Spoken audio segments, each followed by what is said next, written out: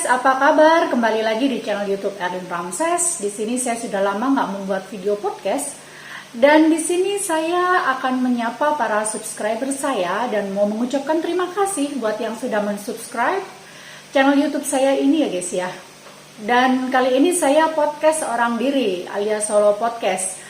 Nah, di mana partner saya? Nah, biasa kan saya podcast dengan keponakan saya, dengan ipar saya, atau dengan suami ya guys ya. Tapi kali ini saya mau mencoba aja solo podcast sendiri ya. Dan buat yang belum bergabung dengan channel YouTube ini, selamat bergabung. Dan silakan subscribe apabila menurut Anda ini adalah channel yang Anda butuhkan begitu ya. Dan buat yang sudah mensubscribe, karena saya baru aktif di channel YouTube ini selama kurang lebih 3 bulan, saya mengucapkan terima kasih. Dan saya nggak menyangka channel YouTube saya di setiap konten itu ada aja yang menonton ya, walaupun memang belum banyak ya guys ya, karena saya baru memulai channel YouTube ini tuh belum lama gitu. Walaupun sebenarnya kalau mau dicerita gitu, channel YouTube ini kan saya sudah mendaftar dari 2015. Tapi sebenarnya channel YouTube ini saya peruntukkan untuk iseng-iseng aja gitu ya. Channel YouTube itu seperti apa sih? Dan kadang-kadang saya juga mendownload perjalanan saya gitu. Kalau yang dulu-dulu saya tanpa mengedit atau masih ala-ala gitu ya. Dan ternyata setelah makin kesini saya pernah punya pengalaman gitu ya. Suatu ketika HP saya tuh error gitu loh guys. Error dan semua file yang ada di HP itu hilang gitu.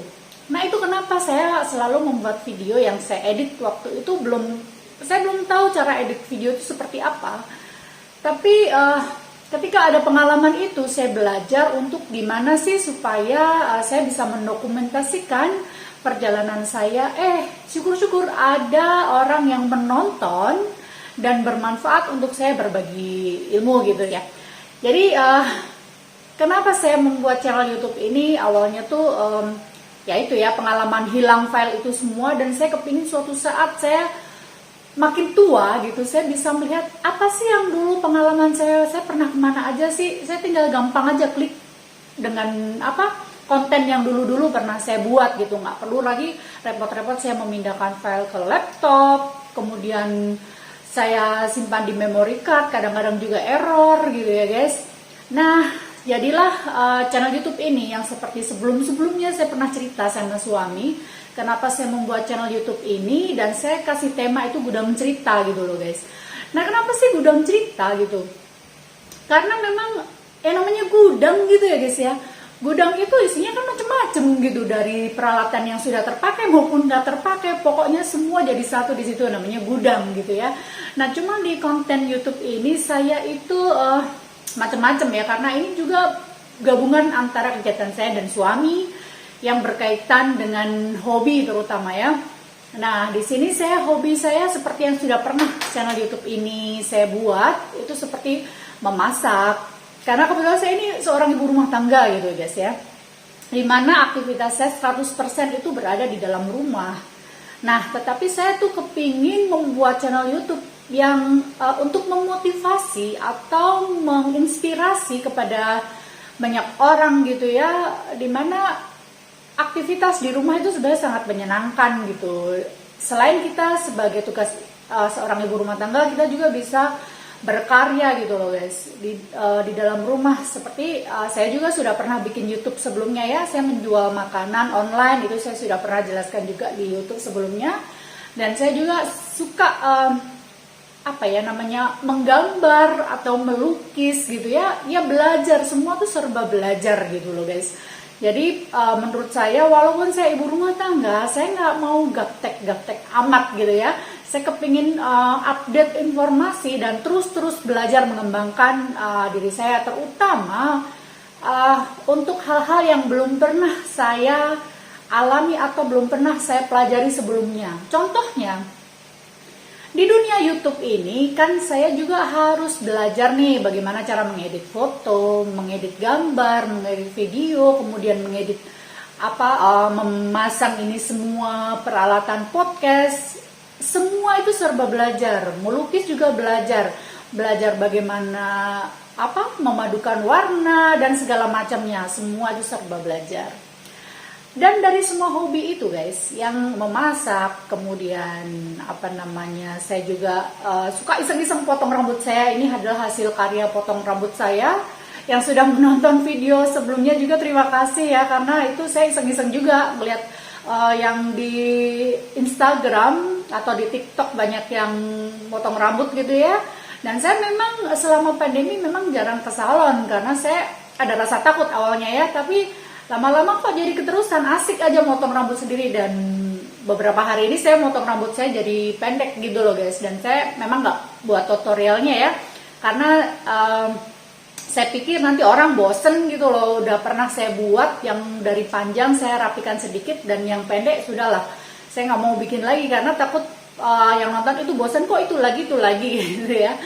Nah, dan di sini saya tuh mau bercerita gitu guys ya, buat yang sudah menonton itu, akhir-akhir ini saya dan suami itu suka camping gitu, dan itu membuat saya itu menemukan jiwa saya. Atau gini loh guys, jadi waktu saya kecil gitu ya, bukan kecil-kecil banget ya, udah SD lah barangkali kan. Dulu tuh ingat gak sih ada pramuka gitu kan ya, pramuka. Nah, pramuka itu kan pasti penuh dengan petualangan gitu ya. Nah, orang tua saya kala itu tidak mengizinkan saya untuk ikut pramuka sama sekali guys. Kenapa? Alasannya, oh nanti bahaya, nanti menyusuri sungai, kamu nanti gini, apalagi ada perkemahan Sabtu Minggu itu ya.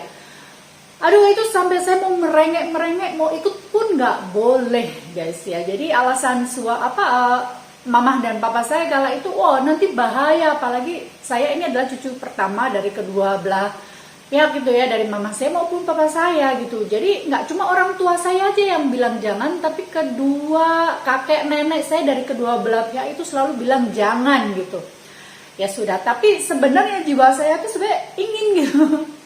Kayak gimana sih kok teman-teman saya boleh ya, kok saya nggak boleh gitu. Dan akhirnya ya sudahlah, saya nggak mau sebagai anak nggak mau dibilang ngeyel gitu ya, kalau orang Jawa bilang tuh ngeyel, bandel gitu.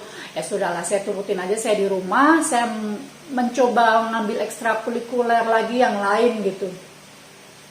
Nah, tapi sembari berjalannya waktu gitu ya guys ya, jiwa itu tuh kayak masih ada terselip gitu loh. Saya tuh kepingin gitu yang namanya kemah, camping, atau tidur di luar ruangan tuh seperti apa sih sebenarnya gitu ya. Dan itu tuh masih membuat saya tuh rasa penasaran itu semakin besar gitu. Nah, pada suatu saat ini yang terjadi 1 bulan belakangan ini ya guys ya, kan di Makassar itu ada satu tempat wisata yang namanya Malino, itu kan daerah dataran agak tinggi gitu ya. Nah, suami saya tuh sering bercerita selama perjalanan ke sana gitu. Dia bercerita bahwa papi tuh dulu tuh jalan kaki loh, kamu tuh enak naik mobil 2,5 jam. What? Jadi suami saya tuh bercerita waktu SMP atau SMA gitu ya, dengan temannya tuh jalan kaki guys. Jalan kaki itu dari Makassar ke Malino itu dia tempuh perjalanan, dia berangkat pagi kalau nggak salah, saya lupa. Itu tibanya tuh sampai besoknya lagi, dan dia sudah sampai di tempat dan ngobrol-ngobrol dengan tentara karena dia ditanya gitu, kenapa melakukan perjalanan ini di malam hari yang sepi, kala itu kan masih sepi banget gitu ya guys ya. Nah, saya nggak bisa ngebayangin kala itu dia bawa tas tentara gitu. Kalau zaman dulu kan namanya kemah camping itu masih yang serba berat-berat gitu ya, yang masih zaman dulu gitu. Kalau zaman sekarang itu kan sudah ultra light atau segala macam itu sudah ringan gitu loh guys. Dari cerita-cerita itu saya ngebayangkan berarti suami saya ini sebenarnya tuh bukan menolak untuk kemah atau camping gitu ya kan. Kalau saya merengek gitu, ayolah kemah lah, ayo camping, dia selalu menolak gitu loh guys, nggak mau. Pokoknya di benaknya dia tuh kemah camping itu nggak enak gitu loh. Nah, sementara saya tuh semakin gitu kan semakin penasaran gitu loh guys, kayak gimana sih gitu kan. Saya tuh belum pernah loh kemah camping, dan dari dulu orang tua saya melarang, sampai sekarang pun suami saya tuh menolak gitu. Nah, dari situ suatu saat sahabatnya suami saya yang sama-sama sekolah di pelayaran itu kebetulan kami baik gitu ya, relationship kami baik dengan istrinya juga gitu. Suatu saat istrinya bilang, Mbak, ayo kita kemah keluarga yuk, camping family yuk di salah satu tempat di Malino, naik lagi namanya Lembana gitu. Saya langsung bilang, aduh suami saya pasti nggak mau deh, dia pasti nggak mau gitu kan. Ayo coba aja ikut, siapa tahu suami tuh mau gitu kan. Cuman saya pelan-pelan dong, karena suami saya tuh sudah sangat sibuk dan sangat suka hobinya tuh bonsai guys ya. Buat yang pernah nonton channel YouTube saya ini pasti banyak juga yang saya buat konten-konten bonsai, karena itu memang hobi suami saya gitu. Akhirnya saya bilang ke suami, ayolah, masa diajak teman nggak mau sih, kata gitu kan. Apa sih gini? Dia menolak gitu loh guys. Cuman saya pelan-pelan lagi masuk, mungkin habis makan, habis apa kan dia santai gitu ya. Saya bilang, ayolah, akhirnya mau guys ya. Akhirnya mau tuh. Akhirnya dia sendiri yang kasih tahu keluarganya, ipar dan keponakannya. Kami kan selalu kalau pergi-pergi kepinginnya tuh rame gitu loh guys, nggak mau berduaan aja gitu, karena anak-anak ini membuat seru dan suasana yang rame gitu. Jadi biasalah saya langsung, namanya ibu-ibu gitu ya, langsung menyiapkan konsumsi apa segala macam perlengkapan makanan sih yang utama ya. Niatnya sih ya udahlah makan siang aja lah di sana kalau emang nggak mau nginep gitu ya. Tapi setelah perjalanan menuju tempat lokasi tersebut, kebetulan di hari Sabtu ya.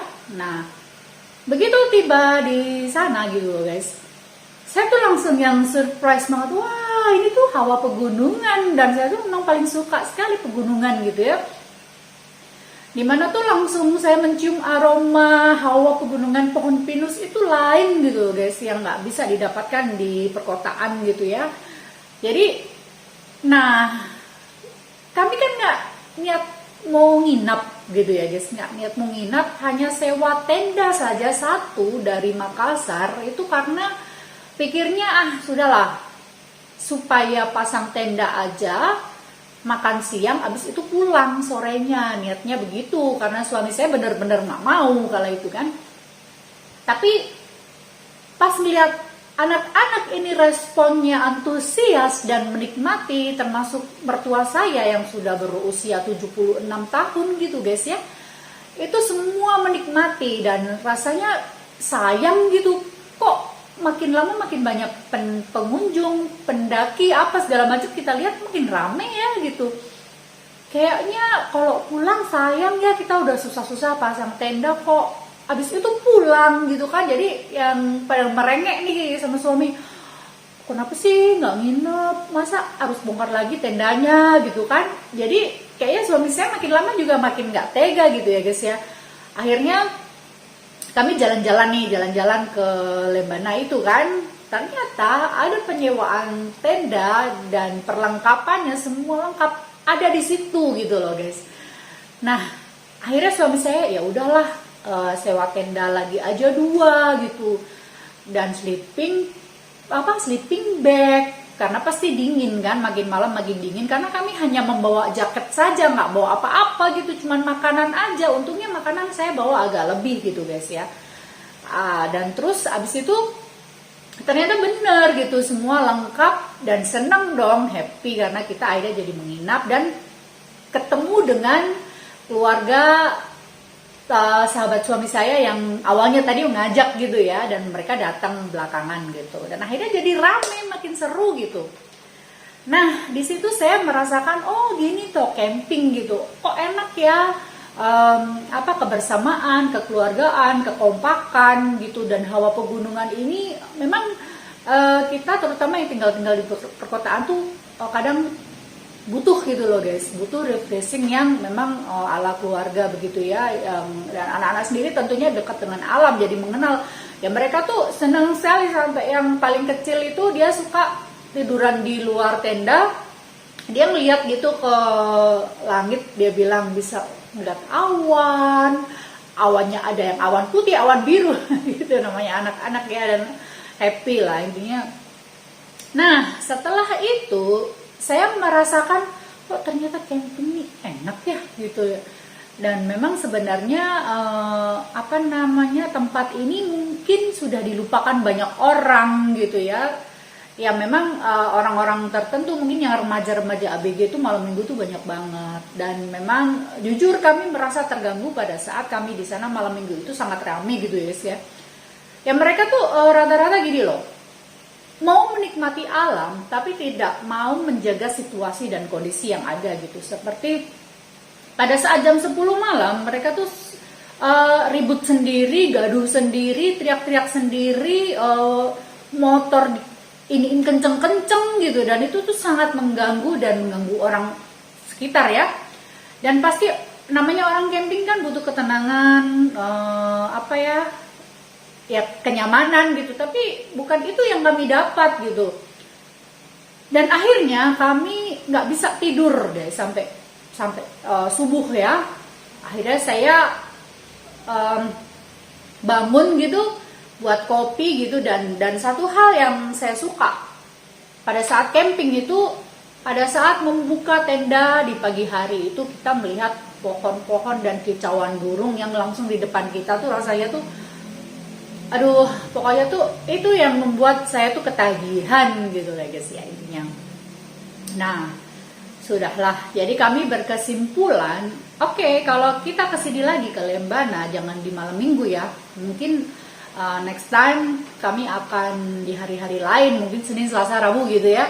Itu pengalaman kami ya, pengalaman saya terutama untuk camping pertama, dan pengalaman ipar saya, mertua saya, ponakan saya untuk pertama kalinya begitu. Karena mungkin suami sudah pernah ya, karena dulu pernah mendaki juga di gunung di Sulawesi Selatan itu namanya Gunung Bawah Karaeng, itu dia sudah sampai di puncaknya. Tapi ini kan benar-benar buat kami semua itu baru gitu loh guys. Jadi menurut saya ya itulah namanya kepala rumah tangga, seorang suami, apa sih yang mau di ini kalau nggak menyenangkan keluarganya gitu. Makanya suami saya mungkin begitu melihat itu dia berpikir saya juga bekerja untuk menyenangkan keluarga kan, kenapa saya harus egois pulang gitu sementara mereka mau di sini gitu. Ya itu deh. Nah dan akhirnya saya nggak cuman berhenti di situ aja guys. Jadi waktu di Instagram, karena kami menyewa tenda gitu ya dari Makassar, otomatis saya follow dong Instagramnya ya. Di situ saya kan update tempat-tempat camping di Makassar itu apa aja sih gitu-gitu dan lain sebagainya. Saya cari-cari dan saya lihat ketemulah Danau Tanralili. Nah Danau Tanralili saya pikir wah cuma danau aja gitu ya, bisa lah pakai mobil, asik juga nih kayaknya Danau Tanralili gitu. Saya ngomong sama suami saya, kayaknya nagih nih camping, kayaknya enak nih camping gitulah, hobi baru kami berdua gitu kan, kepingin menjelajah dan menjelajah lagi gitu loh guys. Jadi waktu itu suami saya bilang, wah di mana tuh Danau Tanralili kata gitu kan. Oke, coba-coba dong lihat di YouTube gitu kan. Begitu saya lihat di YouTube gitu loh guys, saya lihat ternyata, wih buset dah, ternyata ini ada trekkingnya, dan trekkingnya nggak main-main loh. Walaupun kalau untuk dibilang MDPL ya, dia hanya 1425 gitu. Tapi rata-rata YouTuber itu mengatakan bahwa trekkingnya itu sangat susah gitu, karena banyak bebatuan. Itu begitu pos registrasi 20 menit pertama itu kita sudah dapat bebatuan tuh yang langsung nanjak sampai di ujungnya, kemudian turun batu-batu juga dan naik lagi yang lebih tinggi lagi dan turun lagi dan menyusuri sungai-sungai kering itu, dan barulah dapat Danau Tanralili gitu loh guys. Jadi kenapa saya merasa tertantang gitu ya, saya bilang sama suami saya, sebenarnya seumur-umur saya belum pernah loh yang namanya trekking, bahkan pramuka aja saya nggak ikut loh, saya bilang gitu kan. Jadi suami saya bilang, waduh kalau gitu kamu nggak kuat, pingsan nanti kayak gimana gitu kan. Tapi saya bilang ya udahlah, jangan beli-beli dulu lah peralatan camping gitu. Apa nanti udah beli-beli, ternyata saya juga salah besar gitu loh guys. Selama ini saya berpikir kalau camping ini adalah hobi yang murah gitu ya. saya pikir gitu, semua bisa sewa kok, sewa aja lah semuanya begitu. Dan itu tuh nggak mahal gitu menurut saya. Kalau saya kan orangnya gini loh, suatu saat sebuah keinginan gitu, punya keinginan itu nggak harus langsung beli gitu. Jadi saya bilang kayak di Lembana itu semuanya saya serba sewa gitu guys, karena saya kepingin camping kan awalnya. Jadi saya orangnya ya udahlah nggak usah beli dulu, belum tentu juga kita suka, belum tentu kita ngulangin lagi gitu. Pokoknya coba aja sewa aja semua, meminimalkan budget gitu loh guys ya. Tapi ternyata saya kan ketagihan. Jadi suami saya bilang, waduh, kalau ketagihan kayak gini berarti kan kita sering dong. Kalau kita sewa-sewa terus kan berarti malah biaya sewa itu kalau kita beli sendiri jadi milik kita sendiri dong, kata gitu kan. Oh, ya udahlah, akhirnya suami mulailah beli tenda, beli tas. Nah, sebenarnya kalau beli barang camping kan ya pertama memang sesuai kebutuhan. Yang kedua juga sesuai budget yang ada gitu ya guys ya, dan diperuntukkan untuk apa gitu kan. Kalau misalkan camping family aja yang nggak membutuhkan trekking itu kan sebenarnya nggak terlalu ini ya. Tapi kalau yang membutuhkan trekking itu, kalau misalkan kita contoh beli sepatu itu kan untuk pelindung kaki kita ya, justru itu yang paling penting. Kalau nggak bagus kan nanti cepet rusak gitu ya guys ya. Cuma lagi-lagi saya bilang sama suami saya, enggak deh, jangan dulu deh beli sepatu yang mahal-mahal, belum tentu juga toh saya mau trekking lagi, siapa tahu saya kapok nih, saya bilang gitu. Terus suami saya bilang, ya udahlah kalau gitu saya aja lah yang beli sepatu. Ya udahlah beli sepatu. Nah, saya pakai sepatu aja yang ada gitu, sepatu sneakers saya gitu yang ada gitu. Itu masih baru kok, belum pernah saya pakai. Dan kebetulan memang cuaca kala itu nggak hujan ya guys ya. Tapi memang saya rasakan begitu saya melewati sungai kena basah, dan itu semua basah sampai kaos kaki saya mulai merasakan nggak nyaman gitu ya. Walaupun ada beberapa pendaki yang bilang, komentar ke saya bilang, wih kak, boleh juga ya sepatunya. Sepatunya bandel juga ya. Kok sampai sini perjalanan 8 jam trekking ampuh aja ya, nggak ngapa-ngapain gitu. Nggak rusak, nggak apa. Iya nih saya nyaman aja pakai ini dan nggak lecet, nggak apa gitu kan. Tapi suami saya bilang, ya kalau next kamu mau mendaki lagi ya harus beli sepatu yang anti air gitu kan. Ya oke lah, nanti dipikir lagi lah, saya bilang gitu kan. Dan sebenarnya saya itu bukan tipe orang yang staminanya kuat-kuat banget gitu ya guys ya. Suami saya pun namanya juga sudah usia gitu ya. Kami memulai hobi ini mungkin tergolong terlambat gitu ya guys. Jadi saya sudah 42 dan suami 44 ya.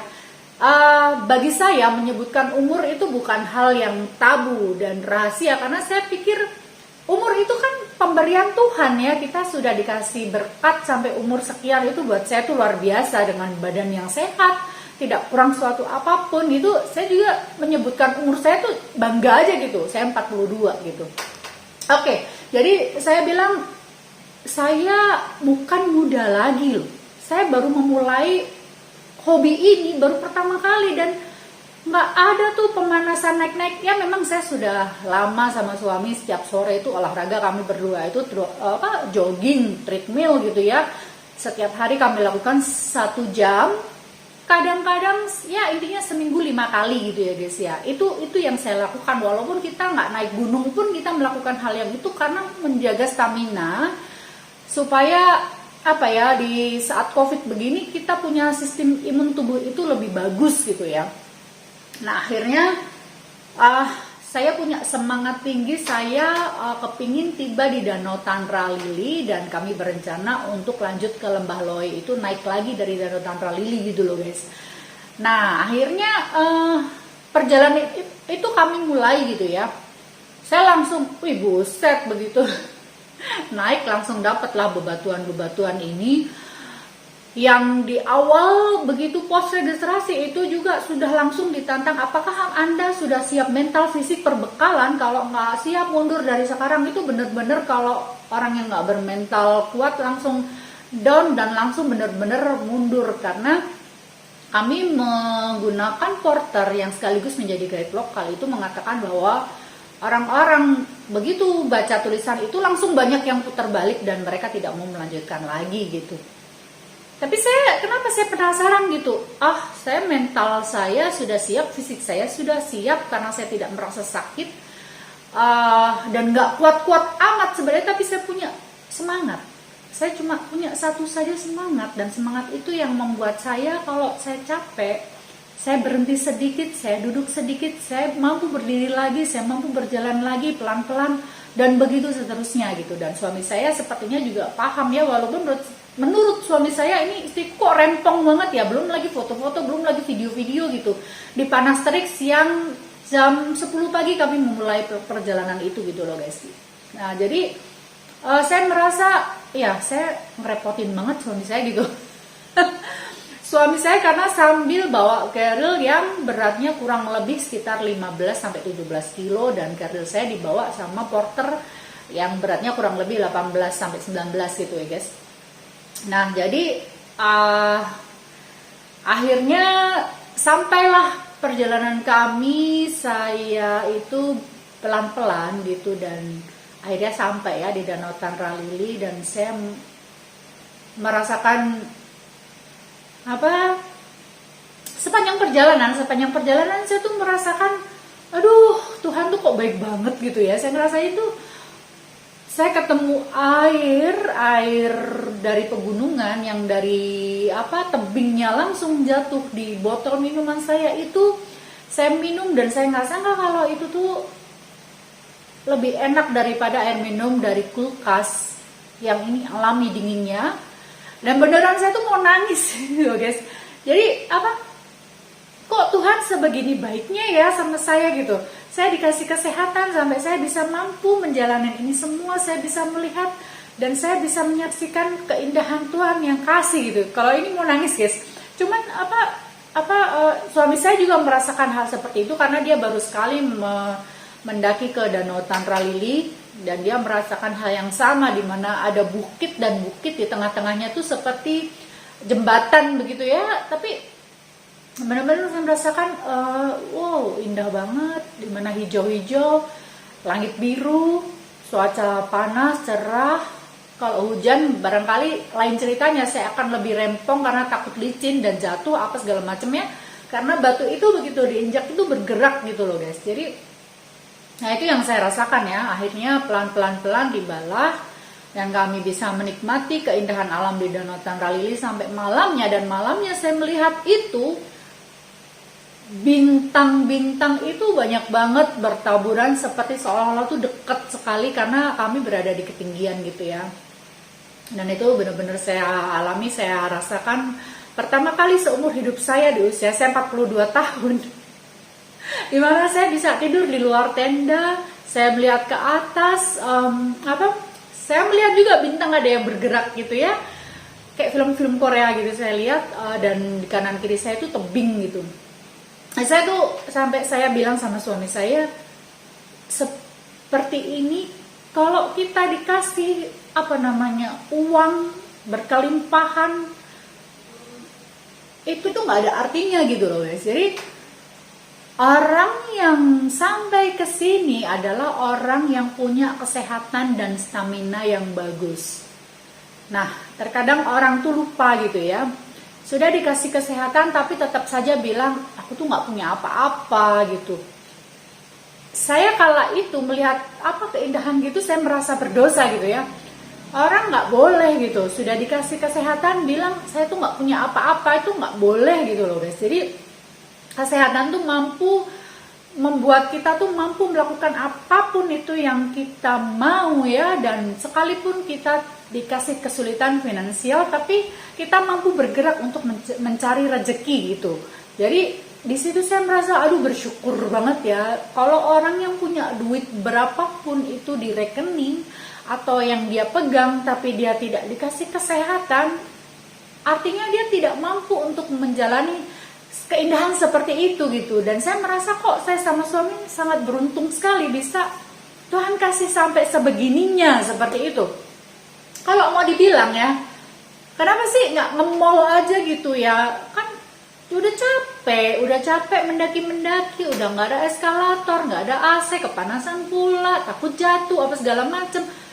Kok mau sih, tuh udah nyampe di ujung, kan juga turun lagi, ngapain repot-repot kayak begitu. Iya bener banget gitu loh guys, saya ngerasain iya ngapain saya begini. Tapi pas saya mendaki, saya lihat hal seperti itu nggak bisa, uang tuh nggak mampu lagi untuk membayar itu semua seperti itu ya.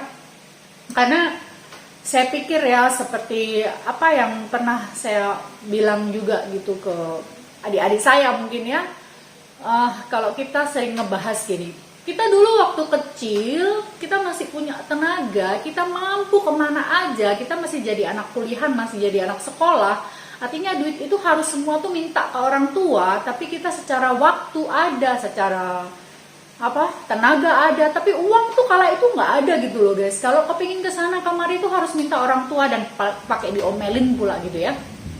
Nah, setelah kami beranjak dewasa, kami punya keluarga masing-masing, punya suami yang mampu gitu ya, mampu dalam artian punya penghasilan yang tetap, kan berarti keuangan itu ada gitu lah guys ya.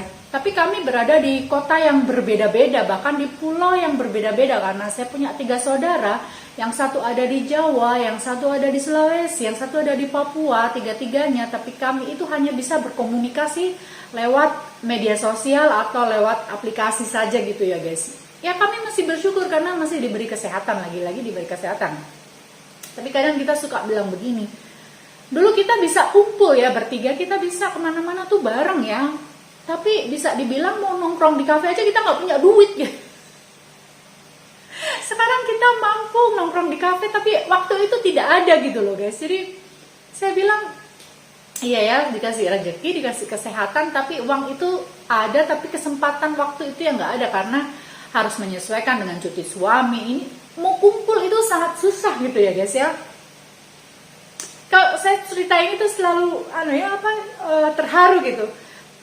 Terus kalau kita tua nih ya, nanti kami suka ngomong gitu, kalau kita tua nanti kita mungkin uang kita saving, tabungan ada, kesehatan ya pastinya makin tua makin loyo dong, makin nggak mampu lagi untuk kita mau kesana kemari ke ini. Ya syukur-syukur masih dikasih sehat gitu ya guys. Kalau keuangan ya pinter-pinternya aja kita nabung, kita ngelola gitu. Tapi kan juga nggak banyak juga orang yang kadang punya pensiunan gitu kan, nggak semua orang punya pensiunan gitu loh guys. Jadi pinter-pinter mengelola tabungan gitu ya. Jadi kalaupun mau usaha juga nggak gampang-gampang banget orang usaha gitu ya. Ya itulah, jadi kehidupan itu seperti itu gitu loh guys. Jadi bagi saya sih kesehatan tuh nomor 1 gitu ya. Saya kalau curhat gini tuh kok kenapa mau nangis gitu guys ya. Jadi saya bilang sama adik-adik saya, ya kita syukuri aja. Kita syukuri aja, kita apa yang ada di depan kita, kesehatan kita syukurin, rezeki kita syukurin, waktu yang ada pun juga kita syukurin. Suatu saat kalau misalkan kita ada waktu ketemu ya kita akan bertemu lagi gitu kan. Nah, jadi itu kenapa saya akhirnya sama suami saya bilang, ya bener juga sih ya, jadi selagi kita sehat, kita dikasih rezeki, selagi kita ada waktu, apa sih yang mau dicari gitu kan. Umur juga makin lama makin tua gitu. Selama kita masih sanggup berdiri, kita masih menyenangkan keluarga bisa, ya kita akan lakukan semampunya kita gitu.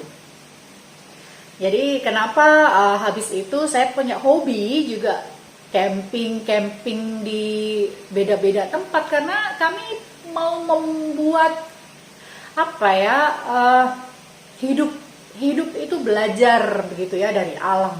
Karena dari alam itu saya merasa saya lebih bisa mensyukuri, bukan berarti selama ini tidak mensyukuri, bukan, cuman saya merasa lebih enjoy dan alam itu ternyata begini ya. Kita nggak boleh merusak, kita nggak boleh membuang sampah, kita harus merawat gunung itu, nggak boleh digundulin gitu. Nah, hal-hal semacam itu yang saya dapatkan gitu ya guys. Dan saya akhirnya sama suami juga, oke deh kalau gitu, kalau ada waktu lagi, ada waktu cuti lagi, kita nanti akan mengunjungi tempat-tempat yang menurut kita oke gitu ya, barangkali di mana. Dan saya sebenarnya juga terinspirasi dari beberapa para YouTuber soal pendakian begitu loh guys. Jadi ya jelas ada yang muda, ada yang sudah tua, dan ada satu YouTuber yang membuat saya juga menginspirasi saya banget. Ya, kalau boleh saya sebut namanya The Couple Hiker gitu ya. Awalnya saya merasa sama suami saya, wah kita nih diketawain nih, kita mendaki di usia 40-an gitu ya. Ternyata ini Couple Hiker ini membuat saya terinspirasi karena pada saat dia membuat konten itu ada opa-opa gitu loh guys. Dan si Couple Hiker tersebut juga menyebutkan bahwa usia dia yang saat ini adalah istrinya 43 dan suaminya 45. Artinya saya nggak sendirian gitu loh guys. Nah sebenarnya umur itu hanya sebuah angka gitu ya. Tergantung kita itu semangatnya kita itu sampai di mana begitu guys ya. Dan akhirnya saya melihat konten-konten itu ada yang opa-opa umur 74, kemudian umur 63, mereka masih hiking. Ya mungkin di lembah-lembah yang MDPL-nya nggak terlalu tinggi ya, yang 700, tapi itu juga challenging banget loh guys, karena saya lihat di situ nggak boleh juga kita menyepelekan, wah ini 700 MDPL kok nggak tinggi, tapi kalau di situ jalanan yang dia lalui itu adalah hutan belantara yang belum pernah orang lewat, ya itu menurut saya tuh luar biasa banget gitu, karena dia harus kesangkut-sangkut ranting, dia harus nginjak hal yang licin-licin gitu. Jadi di situ saya menghargai bahwa iya, umur itu adalah hanya sebuah angka. Tergantung kita mau membuat diri kita itu seperti apa, dan kita mau membuat cerita hidup kita itu bagaimana gitu ya. Terutama kalau saya dengan pasangan gitu. Oke, kalau gitu kita nanti mudah-mudahan kan berdoakan yang baik-baik ya guys. Dikasih umur panjang, dikasih kesehatan, dikasih rezeki baik seperti itu. Artinya kita kalau boleh ya Tuhan berkehendak kita mau jalan-jalan lagi gitu. Nah sebenarnya konten ini juga bukan untuk konten yang apa ya, saya bukan tipe orang wah saya buat konten untuk terkenal, bukan. Karena menurut saya konten yang saya buat itu untuk saya pribadi dan suami. Suatu saat kami menua, kami bisa melihat kenangan-kenangan yang dulu nggak repot gitu, buka laptop, handphone, bahkan mungkin sudah hilang nggak tahu kemana. Jadi gampang aja ke channel YouTube itu kami lihat lagi gitu. Nah tapi setelah saya 3 bulan ini saya rajin membuat konten gitu, ya puji Tuhan ada yang nonton, puji Tuhan juga ada yang subscribe gitu, dan terima kasih sekali lagi ya. Tapi saya rasakan itu memang belum banyak ya guys, tapi saya tuh berkeyakinan seperti ini, nggak akan ada angka-angka yang besar karena target subscriber itu kan minimal 1000 gitu ya. Saya masih jauh guys dari itu, cuman saya bilang ke suami tidak akan ada angka 1000 kalau tidak ada angka 1. Artinya pelan-pelan kita bertambah satu persatu, pelan-pelan itu nggak apa-apa, karena itu adalah proses hidup gitu kan. Orang juga manusia nggak akan mungkin langsung di usia manula kan, pasti dari balita, remaja, dewasa, itu siklus hidup gitu. Jadi saya bilang oke, ini sebuah kesibukan dan karya saya yang baru, tapi saya tidak mau juga memaksakan diri untuk harus gini, harus banyak subscriber, harus harus begini-begini, enggak ya. Saya jalanin aja setiap hari. Ya barangkali buat yang subscribe juga bingung, ini kok campur-campur ya, ada masak, ada bonsai, ada melukis, ada camping gitu. Nah itulah kami berdua gitu loh guys.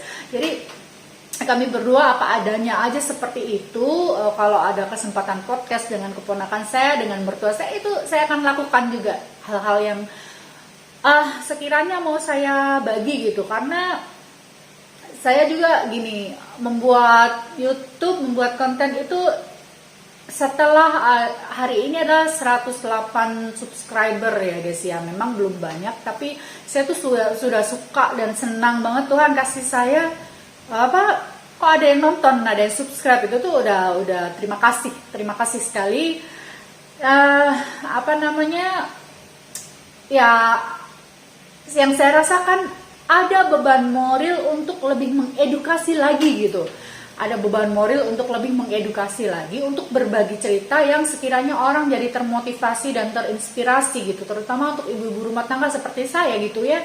Bukan bermaksud pamer atau enggak ada sama sekali, tapi lebih ke arah positif aja gitu, positif untuk kegiatan sehari-hari kami berdua gitu, barangkali juga bermanfaat untuk orang lain gitu guys ya. Jadi itu aja sih yang saya mau sampaikan di cerita ini. Cukup panjang juga ya. Terima kasih buat yang sudah menonton sampai akhir. Jadi ini video ini nggak akan saya edit, apa adanya aja. Nah, saya memang lagi ingin bercerita di salah satu ini saya ya, ada story of life. Nah, itulah sedikit cerita saya. Dan semoga video ini menginspirasi, semoga video ini bermanfaat. Kalau misalkan ada komentar, saran, kritik, apapun itu guys, silahkan saja ditulis di kolom komentar ya. Dan silahkan kalau memang bermanfaat silahkan subscribe. Nah, dan saya akan pastinya mengucapkan banyak terima kasih. Oke, terima kasih sudah menonton channel YouTube ini, dan nantikan di video konten kami berikutnya. Oke, bye-bye.